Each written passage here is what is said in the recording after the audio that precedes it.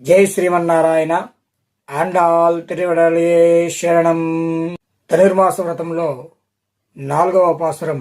ஆலிமலை கண்ணா ஒன்று நீ கை கரவேல் ஆலி அழுப்புக்கு முகந்து கொடத்தேரி ஊழி முதன்வ நிறுவம்பேல் கருத்து பாலியன் தோழியன் பத்மநாபன் கைகள் ஆலிபோல் மின்னு வலம்பொறி போல் நின்ற திந்து தாளாதே சாரங்க முதத்து சரமைல் போல் வாழ புலகனின் பெய்தடாய் நாங்கள మార్గ నీళ్ళ మగిందేలోరెంబావాయ్.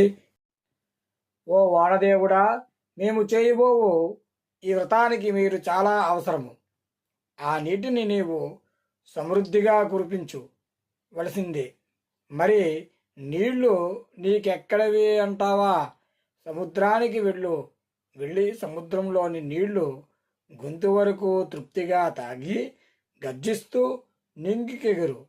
విష్ణువు యొక్క నల్లని శరీరం వలె నీవును నల్లని ఛాయను పొందు. జలాధీశాయ ధరించి చక్రకాంతి వలె మెరుపులతోనూ శంఖధ్వనిల వలె ఉరుములతోనూ సారంగమును నుండి వెలువడిన తీవ్రమైనటువంటి శరపరంపరలను శతత వర్షధారలతో లోకాలన్నీ ఆనందించేటట్లు వర్షించు.